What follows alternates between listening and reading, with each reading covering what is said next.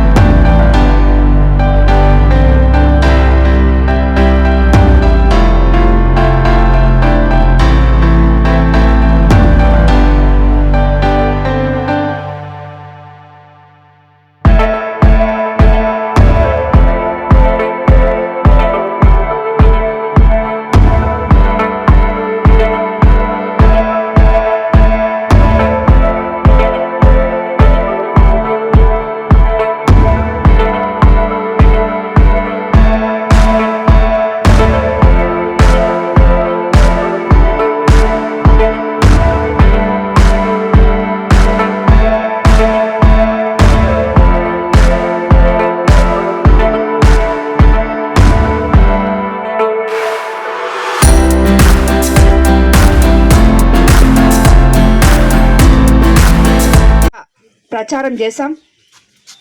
మా ప్రభుత్వం వస్తే మీకు ఇవి చేస్తాము అని చెప్పడం జరిగింది. అందులో భాగంగా ఆల్మోస్ట్ 90% మనము పూర్తి చేసుకోగలిగాము. ఎందుకంటే మాట ఇచ్చినట్టు పెన్షన్ 4000 1వ తేదీ కల్లా ఇప్పుడు 13 నెలల నుంచి అందివ్వడం జరిగింది. అదేవిధంగా దీపం 2 పథకం కింద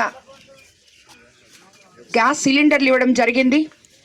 అదేవిధంగా ఉచిత ఇసుక ఇస్తే కార్మికులు పని ఉంటుందని చెప్పి ముందు మనం చెప్పాము.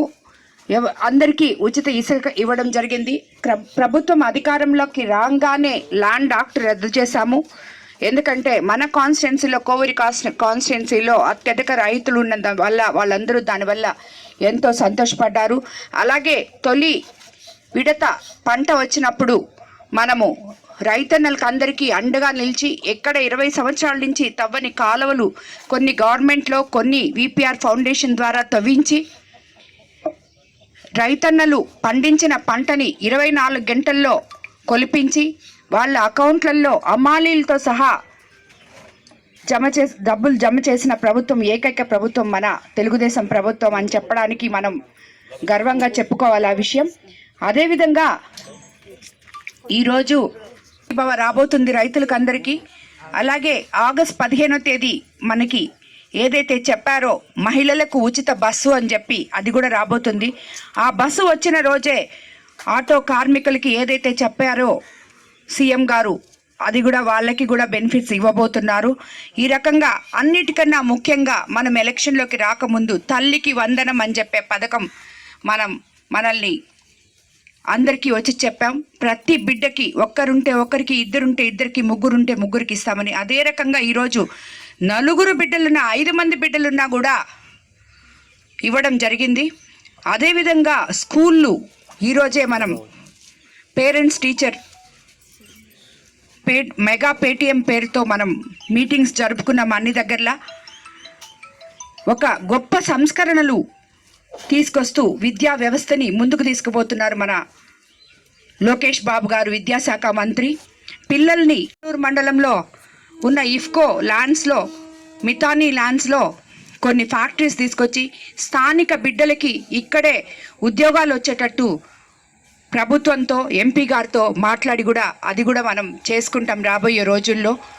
కాబట్టి ఇవన్నీ చూస్తే ఎప్పుడూ లేని విధంగా మన ప్రభుత్వం సంక్షేమము, అభివృద్ధి సమపాళుల్లో తీసుకెళ్తూ ఒక గుడ్ అడ్మినిస్ట్రేటర్ దగ్గర మనం అందరం ఆయనతో కలిసి నడిచి ఇది ముందుకు తీసుకెళ్లాలని కోరుకుంటున్నాను. ఈరోజు ఈ కాలనీలో కొన్ని సమస్యలు ఉన్నాయి. ఇక్కడున్న ఇళ్ళ వాళ్ళకి పట్టాలు లేవు. ఆ పట్టాలు లేనందువల్ల వాళ్ళకి ఇల్లు రావటం లేదు హౌసింగ్లో. తప్పకుండా కలెక్టర్ గారితో ప్రభుత్వంతో మాట్లాడి ఇమీడియట్గా వాళ్ళకి పట్టాలు వచ్చేటట్టు చేస్తానని చెప్పి మీకు అందరికీ నేను తెలియజేసుకుంటున్నాను. అదేవిధంగా ఇక్కడ శ్మశానం లేదని కూడా చెప్పారు. శ్మశానాన్ని కూడా ఏర్పాటు చేస్తాం.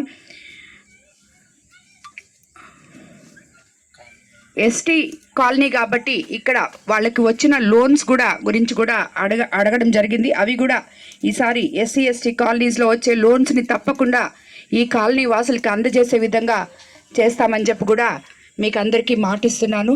కాబట్టి మనం అందరము మన ముఖ్యమంత్రి గారు ఏదైతే ఒక మహాయజ్ఞంలాగా సుపరిపాలనలో తొలి అడుగు అని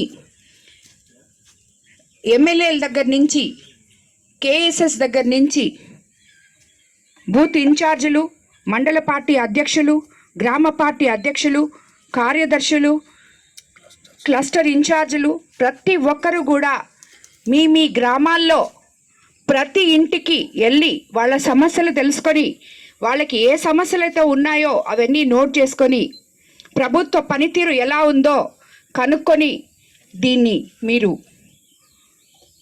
ఈ సుపరిపాలనలో తొలి అడుగు అనే యాప్లో మనం అన్నీ ఇచ్చున్నాం. మీకు అందరికీ అది చేసుకుంటున్నాను. అదేవిధంగా లోకేష్ బాబు కార్యకర్తే అధినేత అనే విధానం తీసుకొచ్చి ప్రతి కార్యకర్తని ఈరోజు ముందు పెడుతున్నారు.